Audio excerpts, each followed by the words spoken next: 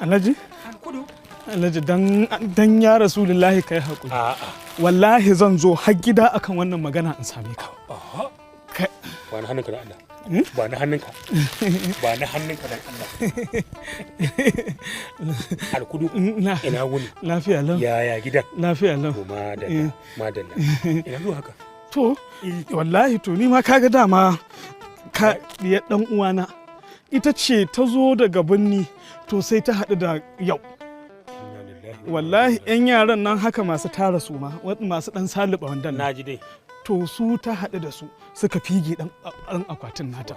To kaga yarinya budurwa a batta da zane ɗaya. A'a ba batta ba. To shine na je wanne tudu wanne gangare dai na shiga na fita na ɗan samu mata 'yan atamfofi. Alkudu wannan ai shine zumuncin. To ni ma fa zuwan ciki ne.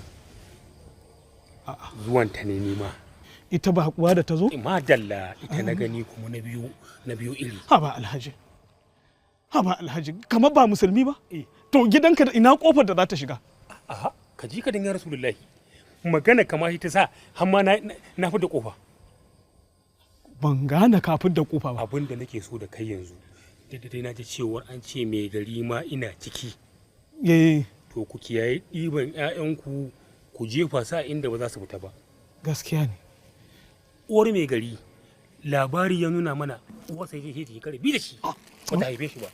To kuka dauki yarinyar nan kuka bashi. Wannan ai mu muke da tarihi. Madalla. Ka mance dan garin nan ne? A'a. Kuma ma yanzu ina mai gari ina wannan yarinya. Ai tazarar da tsawo.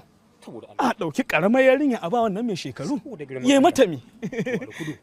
Idan har Allah Ubangiji ya sa ka yassare min kuma ka bani aman na shiga neman ta. To maganar gona da kake ɗari ni zan iya yafe maka in kawo kuɗi in ƙara lafta maka.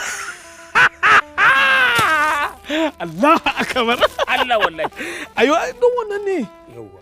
Wane ne ke da hakkin yarinya? Ce man ni. Kai ne. To na baka. Alhamdulillah. Matsawar dai ni ba za ka yi dongo ba. Saboda kaga ya boko ce hidimarta da yawa. Hoda kadai ta ishe ni cefa ne. Amma da aka ce hodarta in ka gama kudan kuɗi a hodarta. To in dai za ka ɗan rika yin motsi wallahi dole. Na? Dan Allah kwantar da hankalinka. To. In dai magana kuɗi ce kwantar da hankalinka ni dai ka bani dama ka ce min ka bani ita. To an gama. Alhaji. Na'am.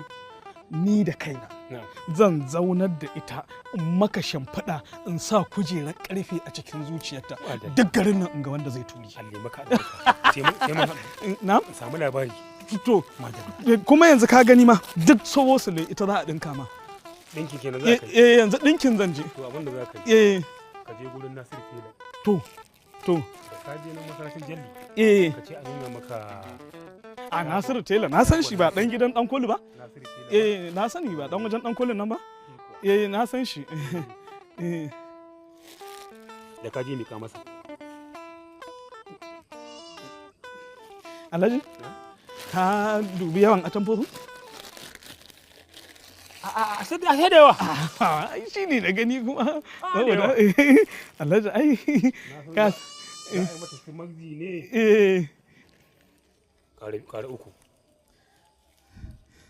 Alhaji me yasa ba za a kawai abin nan ba? Yau dai ko ɗinkin a gidan shugaban ƙasar Ingila za a yi ɗinki wannan dai kuɗin ai sun isa. A dai rima. Sauran bayani in ka zo in yafe maka gona in ƙara maka kuɗi. Alhajin Allah, wannan magana an wuce. In an wuce insha Allah yarinya tana gidanka. Shi kuma mai gari ni da shi mu zuba. In yana da ƙarfin iko a gidana. Na rubu da shi. Ka je in Allah so za a yi da kai insha Allah. To.